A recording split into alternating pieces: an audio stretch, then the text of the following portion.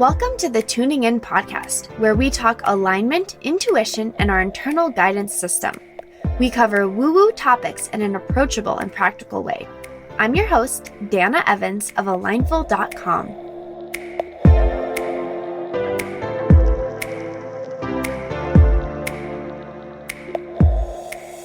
Hello, and welcome to another episode of the Tuning In podcast. This is episode 97. And I didn't know that there would be an episode today because I didn't have anything to say. And as you know by now, while I aim to record an episode every week, I also don't record an episode just for the sake of recording it.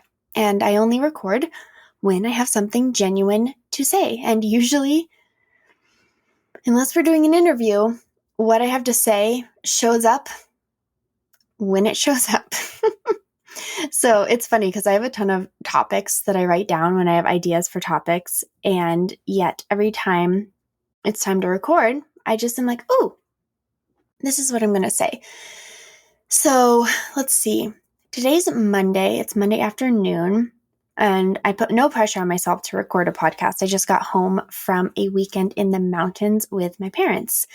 I put no pressure on myself. Plus, I was like, I just don't even know what to say. Maybe I won't do an episode this week. And then I was talking to a friend because I was doing a lot of friend catch-ups this afternoon. Because when I'm with people, right, when I'm with family or friends, I'm usually pretty present with them. And I'm not as present with my digital world. So I was catching up on voice memos and talking to my dearest friends and clients. And I was talking to one of my friends about my closet project, Cloffice Project. And this weekend, actually this morning, my dad and I were sitting down and hand drawing, trying to map out the plans for my laundry room. So here's an update.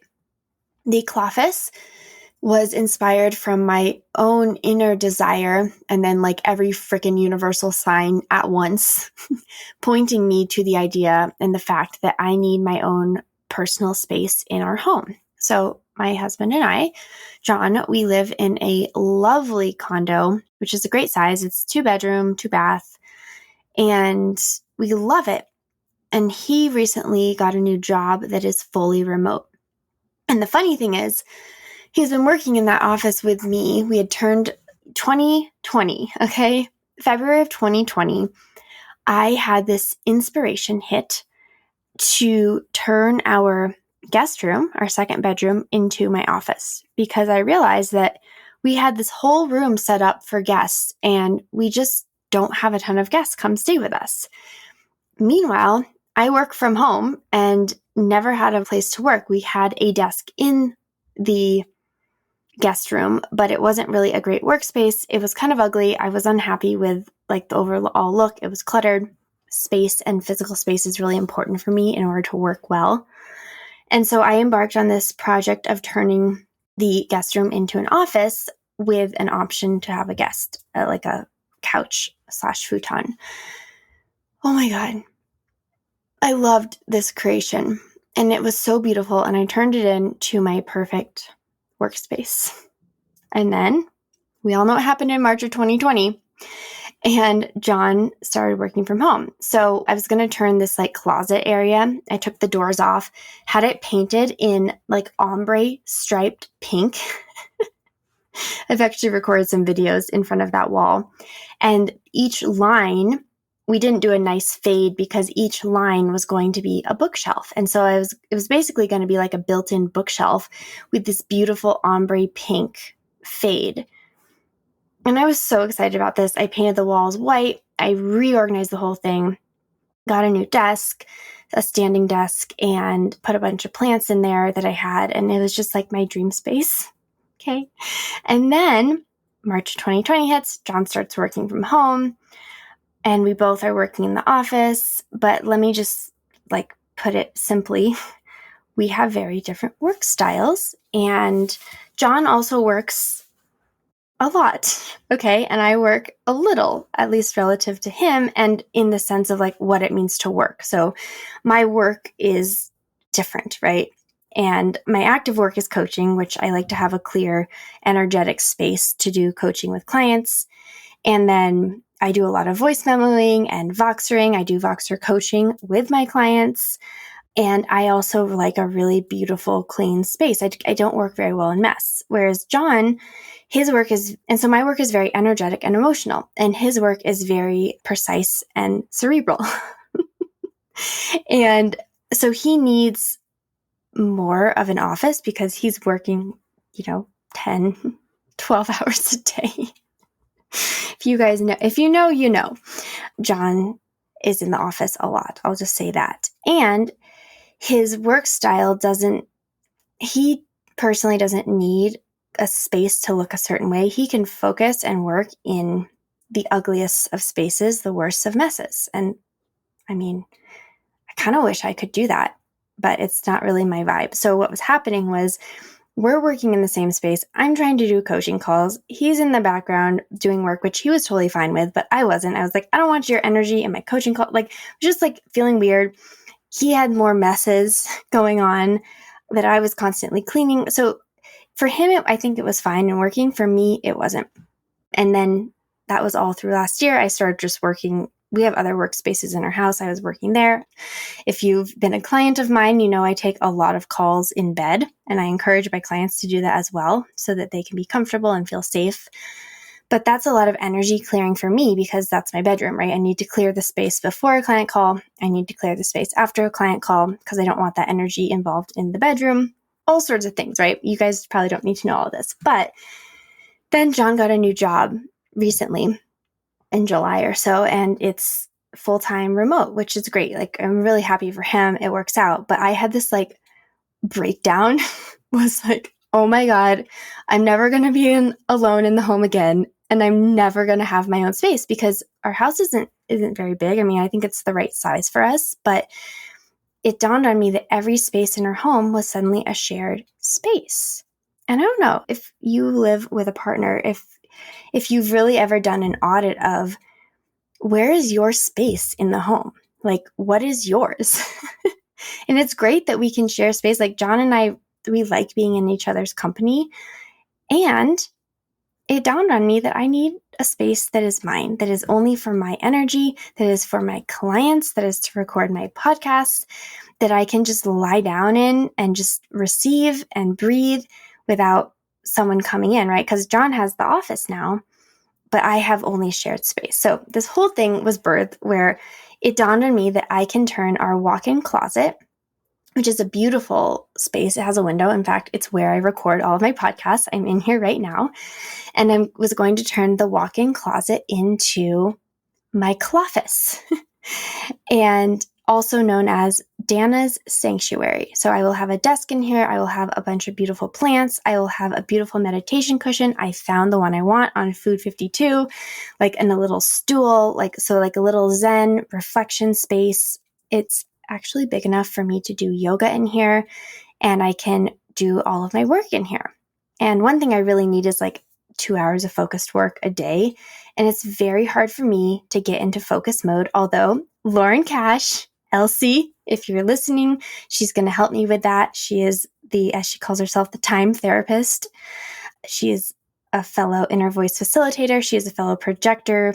We were in Projector Playground together. And she's #goals in terms of how she utilizes her time and energy, especially as a projector. So she's going to help me with that because it's hard for me to get into focus mode, but it's even harder for me to get into focus mode if I'm in a shared space. So this is a whole lot of information. If you're still listening, thank you. I hope that this is also giving you something to reflect on as well. So the deal is turn the master closet into my office. But what do we do with the closet? Well, we have a large, beautiful laundry room that is a horrible use of space. Like, I've just not utilized that space well. So I decided to turn the laundry room into a better storage space and our new closet. And so then I'm like, okay, great. But everything right now is kind of leaning on the laundry room, which is what I opened with, is something my dad and I were working on this morning, is I need to get everything out of the laundry room and map it out so that I can order, like from IKEA, like some clothing racks, dressers, and a couple storage cupboards for like extra kitchen stuff and that type of thing. So then I'm like, what's a bad use of space? Our washer and dryer in there. They're really old. John has fixed our dryer like 10 times. He's taken the whole thing apart. God bless him. And they're at the point where they're really struggling and they're falling apart, and we could pay to fix them. But at this point, I just want a new one. So here we are, Labor Day weekend. I'm like, John, I think it's time to order a new washer and dryer. I've done a ton of research, consumer reports. I priced it out from all these different places. Here's the one we need, and should we get it? He's like, all right, it's a good time to do it. So new washer and dryer are coming on Thursday this week. Holy moly, I'm so excited. And we're going to have them stacked on top of one another to open up a ton of space in the laundry room. So my dad and I this weekend, and I promise you there's a point to all of this. This is why I'm recording this podcast. So in order to have my Cloffice, this was all stemmed because I wanted my own personal space. And like my Cloffice, it's going to be beautiful at some point. I have a whole Pinterest board, but really all I want right now is to have everything that's in here, all the clothes and things. I want those all out, and I just need a desk and a chair, and I can get to work with that. And then later I'll be putting in wallpaper in the back wall. I'll be recording videos in here. I'll do client calls in here. I'll get plants and everything, but none of that needs to happen. All this needs is a desk. But in order to have that, I need the laundry room to become my closet. And in order to do that, the laundry room actually needs quite a bit of work. I need to take everything out. I need to order the stuff, for closet things, because we really don't have anything in our current closet that we can use. And while I'm doing it, I may as well get a new washer and dryer. And my dad was joking. He's like, and this is what we call scope creep, how a very simple idea and project can become very complicated. But I think ultimately this is a benefit for our house. And I think it's going to serve John, me. I know it's going to serve my clients for me to have this space. And I think our space in our home is going to be better used. I'm always looking for more effective ways to use our home, especially since it's relatively small, and more beautiful ways to do that. So we're going to have storage that's going to be pretty and like enclosed. Right now we have these like freaking, oh my God, the heaviest shelving I've ever lifted that I like dragged up the stairs. I always do these projects and like mostly by myself, guys. I'm like the queen of this type of thing. And these like oak, I think they're oak, like from the 80s shelves from John's parents, like way back in the day. And they're so heavy, and they're these bookshelves, and they're like in the laundry room. It's like the first thing you see when you come in the house, and they're like full of my KitchenAid, the juicer, the food processor, the pressure cooker, all my cookbooks. Like there's so much stuff there. So I'm going to get like closed shelving so it looks like really clean. So it's going to be a better use of storage, a better closet. We're going to have a new washer and dryer that are going to be quieter and more energy efficient, more water efficient, all of those things. So all that's going to happen in the next couple of weeks, so that then I can get a desk and have an office in my closet.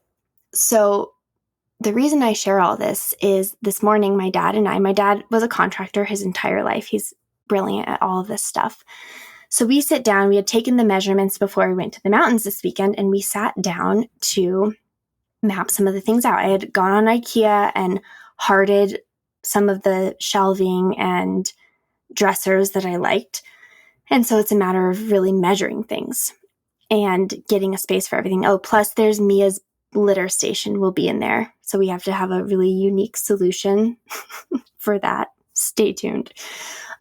So we were just like drawing it on paper and like rating measurements until we realized like how off scale. And we're sitting there. It was so funny. My dad and I, we both have our fancy iPad Pros with the attached keyboard. I have my Apple Pencil, and we're sitting here looking at those while hand drawing the dimensions that are so out of proportion of my laundry room. And Dad's like, perhaps we can just draw this to scale on the iPad. I was like, holy smokes, there's got to be an app. And I look it up, find this amazing app. And my dad's like, okay, you figure that out. I'm going to go upstairs to pack. So I sit down and I start having so much fun on this app. I literally drew out the shape of my laundry room area. Then I entered all the exact dimensions. And then I drew a rectangle and you can shade it in of this and labeled it washer and dryer. I pulled all the dimensions, here's the width of the shelving that we want. Here's the width of the dresser. Here's where this can go. Here's what our walkway space is. And I got so lost in this project. I mean, if you had told me to do that, I would mentally have thought, this isn't something I like to do, but I really enjoyed it. And I got lost in the creative process. So lost that I was very unhelpful with my parents of packing up our Airbnb before we drove home this morning. But I finally pulled myself out of it and I was like, whoa, I have not gotten lost in a project like that in a really long time. And it also allowed me to reflect on something else that I've been playing with recently, which is asking myself, when you were younger, what did you enjoy doing? And one thing I did like doing was always rearranging my room and reorganizing things. So I would rearrange my bedroom just a lot. I'll just say that. I would just get bored and rearrange my bedroom. And I think this whole Cloffice laundry room project is a manifestation of that desire of just wanting to rework my space. And, our space, I think about it so often, our homes, right? How long has your living room looked this way? How long have you had those same pillows, the same shams, right, on your bed? When was the last time you revamped the look and feel of your space? And not to say you should or you need to, but it dawned on me how suddenly we become adults and we have these homes and we think everything needs to be static unless you do a quote remodel. I have a client who's an interior designer and she works with interior designers. And I'm like, oh, how cool it would be for your work to be remodeling spaces and revamping them. Oh my gosh, dreams. But how often do we really refresh our home space? Now, I do like to rearrange the furniture in my living room, and I do have a big thing about buying new bedspreads and new sheets because I like to change things up. But things just get static, and I get it. It's more expensive furniture, right? The space might not be as flexible. We might have not the time or energy or vision even to do that. But it's, to me, another example of where we become a little rigid or dulled in certain areas of our lives. And so if you're sensing into that, if you look at your home, you're like, oh my God, this has looked the same forever. One, if you love that, great, don't change anything. And two, if it feels a little stagnant, what can you do to reset, revamp, refresh? Because I know for myself, my space is really important for my overall creativity, my energy. If my space is a mess, I feel a mess. That's personal. John doesn't care, by the way, about any of this, guys. You should absolutely know that I'm speaking from my perspective. Every time I rearrange the house, John's like, what have you done? And why? And then he'll get around to liking it, but he really likes things just to be. And so whenever I change things up, he's like, what have you done? What was wrong with the before? So I told him all about this project. He's like, okay. But that also means I just handle it all by myself. But so just know that this is my perspective, right? Is I like to shake things up a little bit. I like to revamp because it really revamps my energy and my creativity. And now with so many of us being in our homes, just all the time, it might need a little revamping, people. It's we might have some stagnant energy in here. So let's move it around, okay? In fact, I'll tell you, when I started, I did an initial closet clean out. Actually, I literally emptied, once I decided to do the Cloffice Project that weekend, I kid you not, I emptied every single thing out of my closet. Everything. And I have a massive pile, by the way, of stuff that I'm going to take to a shelter or a church to just donate directly to people who need it. So much clothing that I got rid of. And then my closet was empty. And then I realized that there was no way I was going to get this project done anytime soon or the laundry room ready. And I literally had to put everything back into my closet. And after that process, I had like a bit of an emotional breakdown. And John said to me directly, he said, well, maybe you were literally cleaning out the closet. Like maybe you were literally like skeletons, like you were moving energy. And I was like, yeah, honey, thank you. And so, there's energy in our space. And so when things get really stagnant, right, when they haven't shifted a lot, it's like if you lift up the chair and there's big dents in the floor, right? Or if you lift up the rug and it's never been vacuumed under there, right? There's dust, like there's things that could be shaken up and shaken out. And sometimes it's a really beautiful representation to do something different with our space and really think differently, right? Like who says this has to be a closet? Like, I don't know. I always have wondered, like, who says? And so it's really fun to think about that in different terms and then just explore. And then it can always, you can always change it back if you want. So getting lost in that project, revamping my space, had me remembering this question I've been asking myself recently, which is, what did I like to do as a child?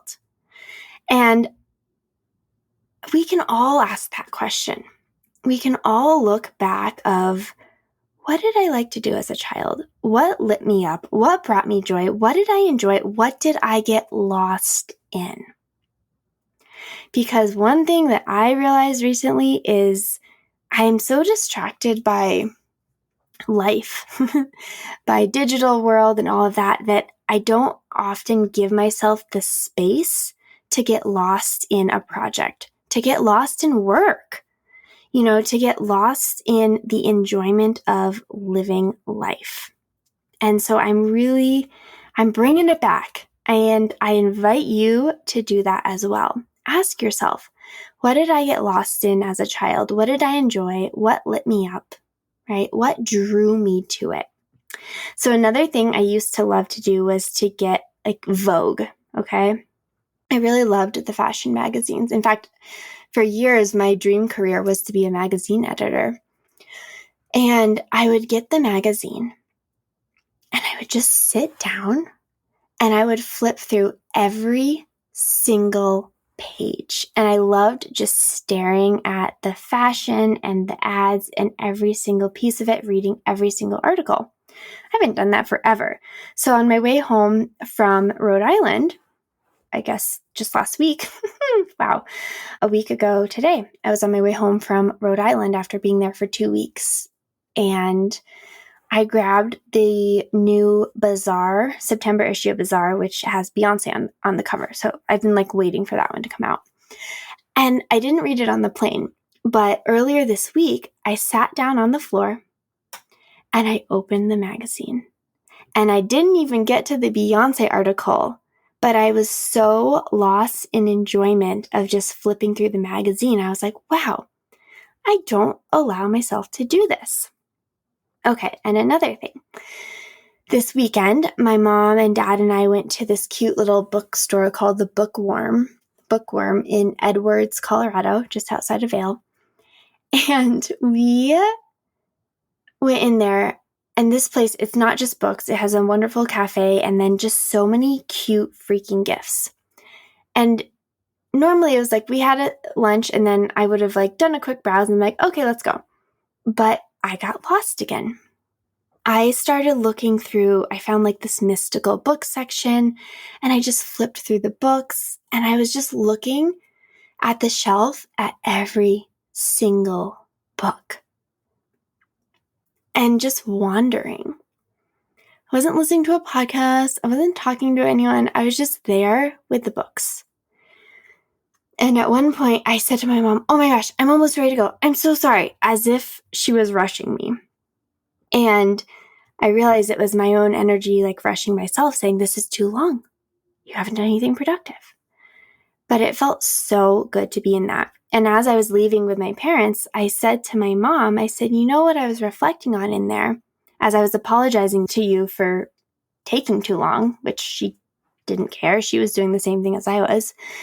I realized that as a kid, my mom never rushed me. Like, she just didn't rush. And she doesn't like to rush either.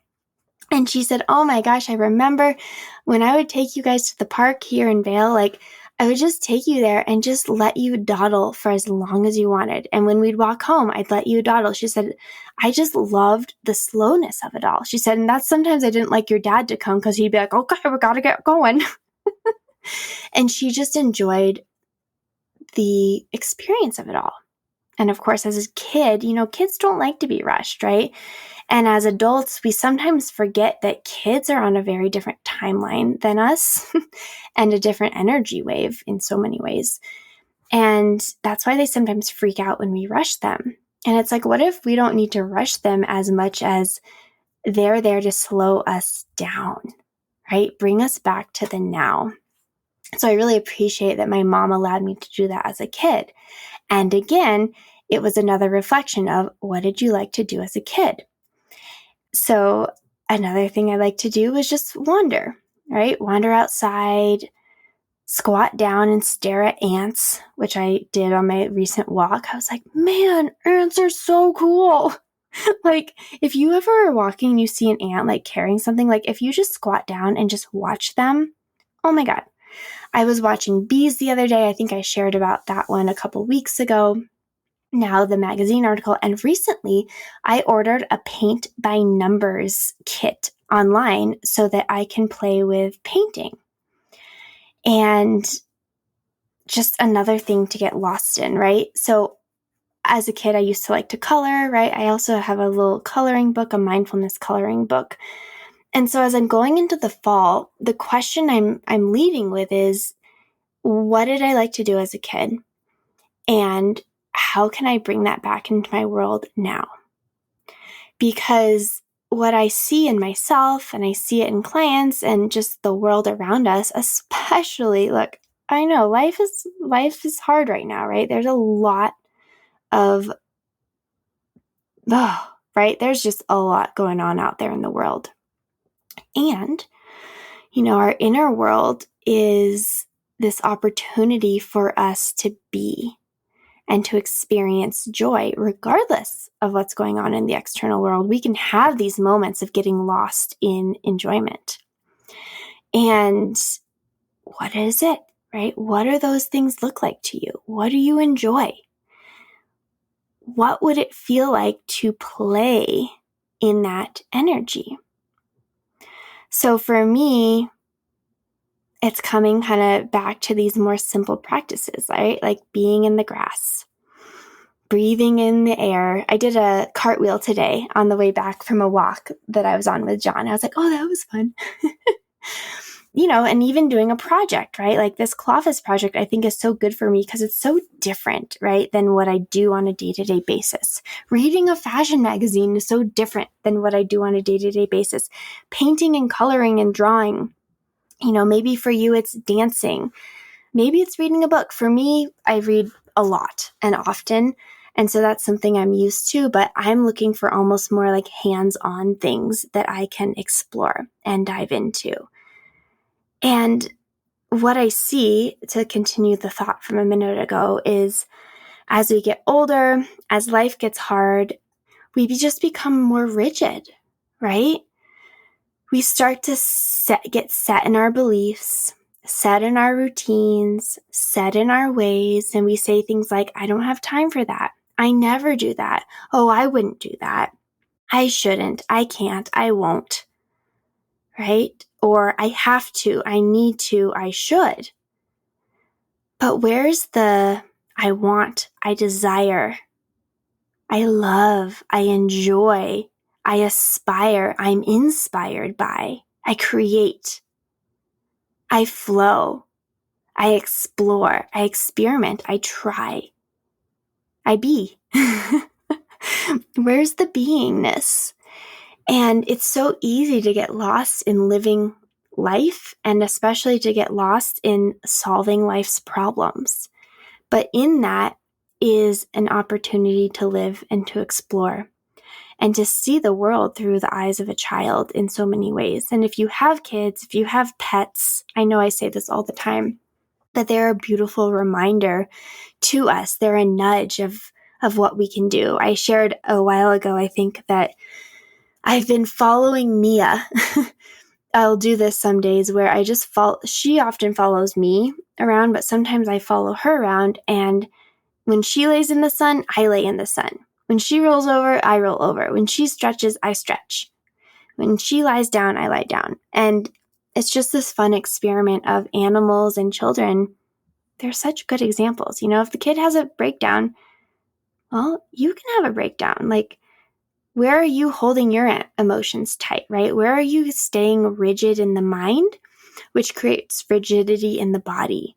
Where can you soften and flow both in your belief system, the way you see the world, the way things are, your routines, and also how you move, how you stand, how you walk, how you breathe, how you use your hands? Where can we find that flowy, childlike energy? Where can we get lost in the experience? Because I have found, and I can't wait to do more and just let this go deeper into me, but I found that when I come back out of that, life does feel more doable. It feels more approachable and accessible because I've taken that time to get lost in the moment, in the presence, in the joy, in the experience, versus being lost in fear, anxiety, worry, stress, anger, right? Fight, proving I'm right, you're wrong. I have to convince everyone to be like me.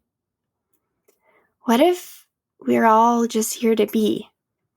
And we're not here to be a certain way or to be right or be wrong, but to be present and to allow this inner exploration to guide us so that the mind can soften.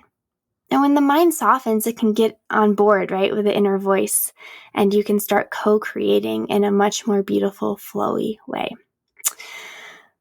Okay, well, those are my musings for today. And would love to hear what childlike explorations you're diving into this fall. I am working, guys, I have so much vlog content that I haven't done anything with. I keep talking about it. It exists. I just haven't done anything with it. And I have already started documenting the Cloffice Project. So that may at some point get released as a vlog. But in the meantime, I'll keep you updated here on the podcast and definitely on Instagram as well. So thank you, as always, for listening, for tuning in, for your beautiful energy. And I'm so excited for you to explore these inner joys that I know are there. So until next time, thank you for tuning in.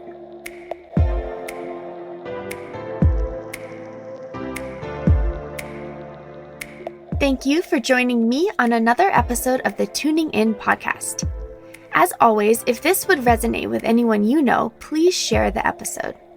You can follow along with my journey on Instagram at Dana_Evans, or find me on my website at alignful.com.